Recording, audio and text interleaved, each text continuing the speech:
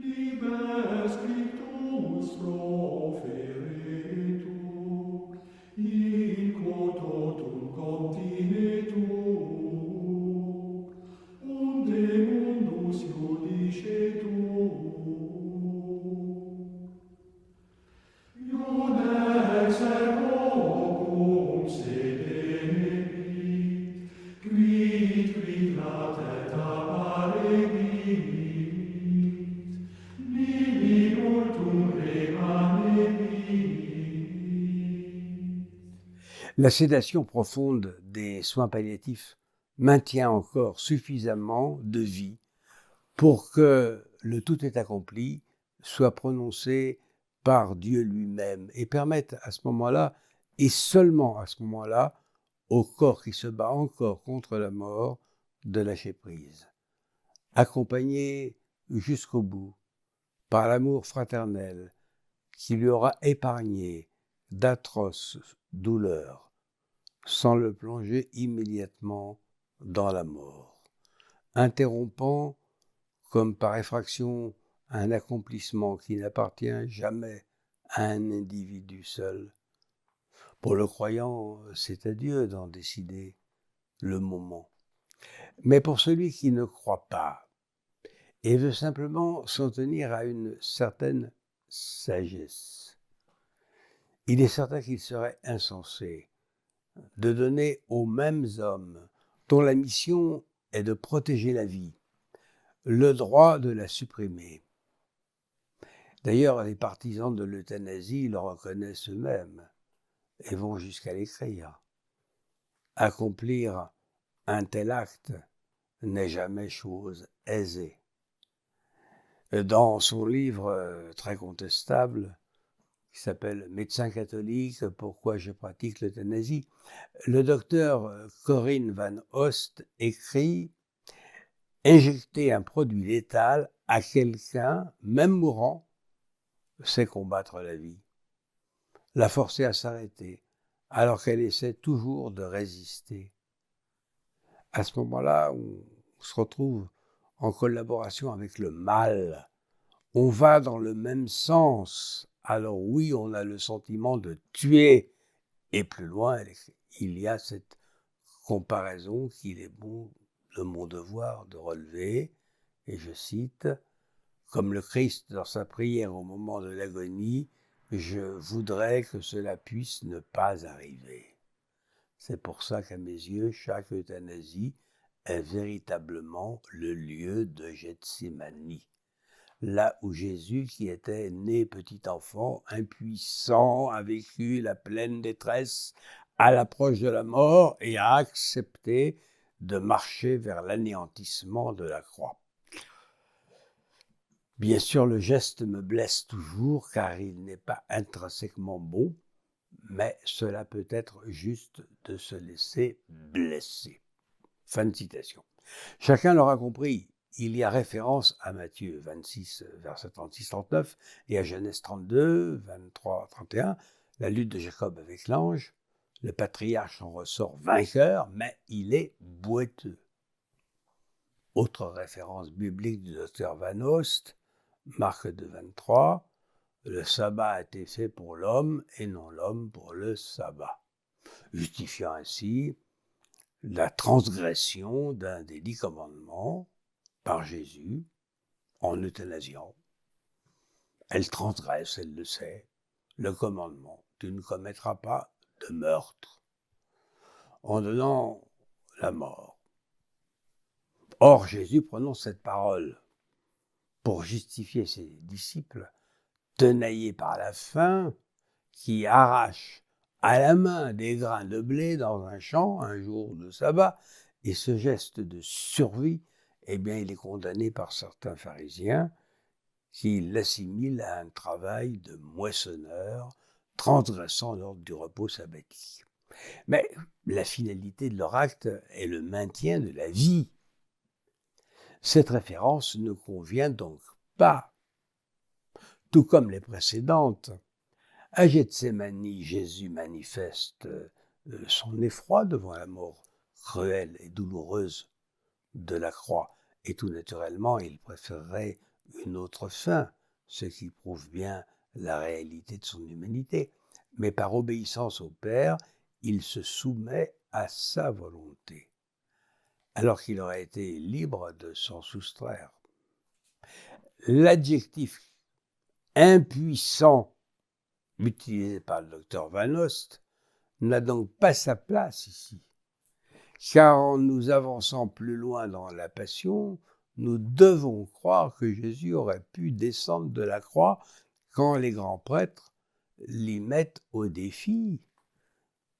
Et le « pourquoi m'as-tu abandonné » ne sera prononcé que sur la croix et non à Gethsémani, comme dans une ou deux de ses conférences, le père Ringlet, rédacteur de la postface du livre dont je vous parle, le dira à tort, oubliant de préciser ce qui est plus grave, qu'il s'agit du début d'un psaume, psaume 22-21, qui, dès la fin du verset 22, témoigne de la proximité de Dieu et se termine par une affirmation de confiance que la mort empêchera Jésus de prononcer.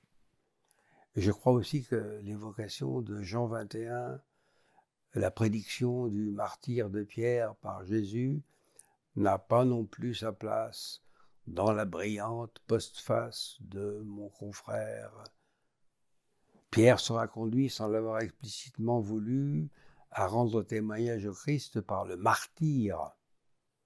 Alors comment un théologien aussi averti que le vice-doyen de Louvain peut-il entendre ou croire que le docteur Van Ost pourrait le conduire en fait par l'euthanasie à rendre témoignage au Christ, tel saint Pierre, associant l'euthanasie au martyr au point de les confondre? Que fait-il du magistère de l'Église et de ce qu'il enseigne depuis longtemps? Il ne me démentira pas, certainement, si je dis que ce n'est pas, et de loin, sa première préoccupation. D'ailleurs, il a l'honnêteté de ne pas s'en cacher et n'occupe plus de position officielle dans l'Église catholique. Ses opinions, très en retrait de la doctrine officielle, sont connues depuis longtemps et il les défend sans dissimulation, avec talent, je dirais même, avec art, ce dernier relevant plus de la littérature et de la poésie, de bonne facture, que de la théologie.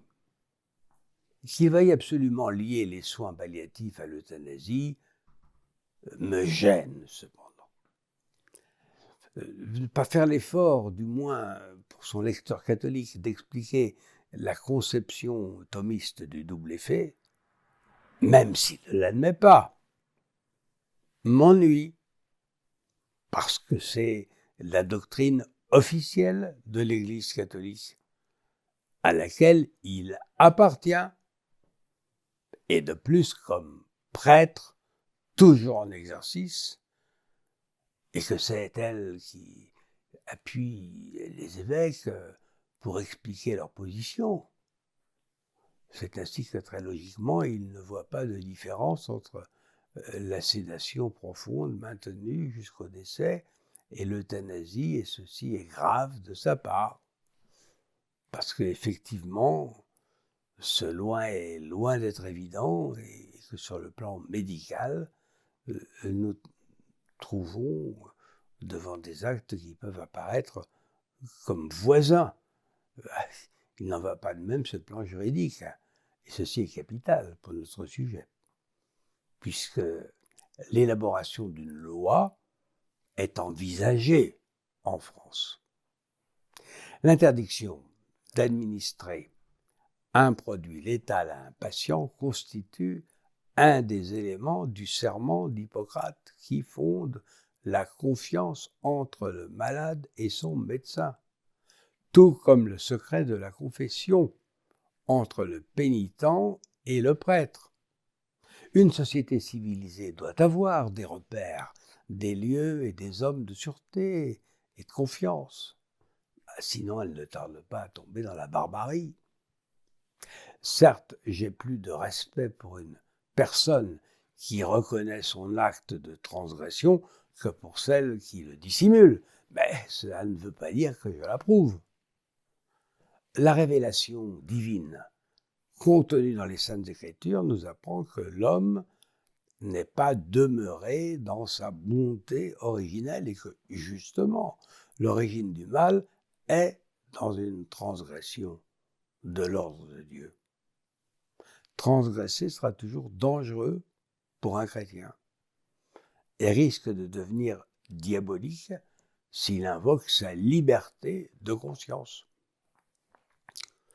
Quand en 1521, Martin Luther déclara à Worms, devant la Diète d'Empire, convoqué par Charles Quint, qu'il ne se rétracterait pas, car parler contre sa conscience n'est ni sûr ni honnête. Il avait précisé auparavant, « Ma conscience est liée par les Écritures ». Et il était bien loin de rejeter toute tradition. Quelque temps plus tard, le Concile de Trente précisera qu'on ne peut séparer l'écriture de la tradition. Un catholique peut défendre la liberté des consciences, car on ne peut contraindre par la force en matière religieuse. Mais il ne saurait invoquer la liberté de conscience pour la foi et les mœurs, car il est tenu par les limites que Dieu lui a tracées pour son bien et celui d'autrui, dans sa révélation et dans la tradition de son Église. Et je rappelle que le fondamentalisme biblique n'appartient pas à la tradition de l'Église catholique. Il faut aussi sans cesse redire que la loi divine, résumée par les 10 commandements, n'a pas eu au cours des siècles qu'un usage religieux. Elle a eu une fonction civique, en dehors de toute croyance, rite ou pratique. L'interdiction du vol, du meurtre, de l'adultère, l'obligation de respecter ses parents, constituent des piliers indispensables à toute société. Nous voyons aujourd'hui où mène leur continuelle transgression. D'où la question qui nous occupe. Le législateur, quelle que soit son appartenance ou non-appartenance à une religion, ne peut pas mettre sur le même plan l'administration d'un produit létal et d'un produit calmant. Pas plus qu'il ne doit ignorer que l'augmentation de dose d'un calmant peut devenir mortelle, mais dans ce dernier cas, qui met en cause la pratique de la médecine, il ne peut légiférer qu'en concertation avec ceux qui doivent traiter la douleur. Ces derniers seuls sont à même de donner les conseils pratiques qui permettent de soulager ceux qui souffrent, en faisant preuve d'une extrême vigilance face au risque d'abus. Ceux-ci d'ailleurs ne sont pas difficiles à imaginer quand on voit de quelle manière ce beau service public qui était l'hôpital en France s'est dégradé en une vingtaine d'années et qu'elle sort en réserve aux personnes âgées qui n'ont pas le bonheur d'avoir de l'argent. Quand je lisais récemment que la gériatrie remplissait les services d'urgence, quand je vois ce que coûte à la société, par l'intermédiaire de la sécurité sociale, un traitement médical anticancéreux, je dis que légaliser l'euthanasie équivaut à donner le droit d'achever les malades. Et du coup, je me pose de sérieuses questions sur les mobiles qui poussent certains médecins à ne pas traiter des cancers chez des personnes âgées. Quand je pense à la peine que nous pouvons ressentir devant quelquefois faire mourir nos meilleurs compagnons, Je pense par exemple à mon chien, Félix, qui vit avec moi depuis 12 ans. Cette éventualité me fait horreur. Comment pourrait-on l'envisager pour un parent ou un ami qu'on aime? Et ce n'est pas le rituel qu'accompagne celui du père Ringlet qui changera quoi que ce soit au caractère homicide d'un tel acte. Je relève d'ailleurs, selon son propre témoignage, que ce sont les équipes médicales pratiquant l'euthanasie qui le lui ont demandé, ce genre de rituel. Inconsciemment, ces gens ne voudraient-ils pas se faire pardonner quelque chose? Il aura beau alors mélanger ses huiles avec, pour penser à Shakespeare, tous les parfums d'Arabie, les plus précieux, ils accompagneront un meurtre. C'est d'ailleurs une des raisons pour laquelle le magistère exclut tout acte pastoral en de pareilles circonstances. Comme je le préciserai pour conclure, le père Ringlet ne dissimule rien de sa pensée, contrairement à sœur Véronique Margron, auteure de la préface du livre, dont lui a écrit la postface, bien qu'elle se montre apparemment écartelée entre son éthique de détresse, je la cite, et son éthique de promesse, de la promesse, je la cite encore. Elle est alors à l'époque où elle déclinait ses paradoxes, confortablement assise dans le fauteuil de prieur provincial des sœurs de la charité dominicaine de la Présentation en 2014. Et maintenant, la voilà présidente de la COREF, se placer en première ligne pour dénoncer des abus sexuels dans l'Église, ce qui est louable, implique le même zèle pour défendre les personnes fragiles, ceux qui sont souffrants, aux portes de la mort, sous une neutralité naïve qu'elle manifeste par un ensemble de questions sans réponse, lesquelles prédisposent à absoudre l'acte d'euthanasie, particulièrement dans le paragraphe qu'elle intitule « Pour l'éthique, que penser ?» point d'interrogation. Eh bien, moi, je lis dans cette préface des propos qui relèvent de la langue de Buis, la même qui, tout en donnant quelquefois du galon, vide les sanctuaires et les couvents, sait dire d'emblée que le combat contre ce projet de loi sera difficile, une fois de plus. Dans ces combats éthiques en France, l'Église catholique sera trahie de l'intérieur, comme elle le fut pour l'avortement en 1974. J'ai fait partie, dès 1971, de l'Association nationale pour l'étude de l'avortement, comme pasteur luthérien, aux côtés du pasteur André Dumas, de l'Église réformée, et professeur d'éthique à la faculté libre de théologie protestante, dont je fus l'étudiant. Et nous avions en face de nous un père jésuite, Philippe Julien, le père René Simon, un des grands spécialistes catholiques de l'éthique à l'époque, les dominicains Jacques Pouillet, Bernard Quelquejeu et Albert Pipe et l'abbé Marc Oraison. Et j'étais beaucoup plus réservé sur les cas possibles d'avortement que mon maître André Dumas. Alors que j'aurais dû totalement m'y opposer, je le reconnais bien volontiers. Je l'ai fait savoir par la suite, avant de quitter le protestantisme, qui d'ailleurs était loin d'être unanime sur la question.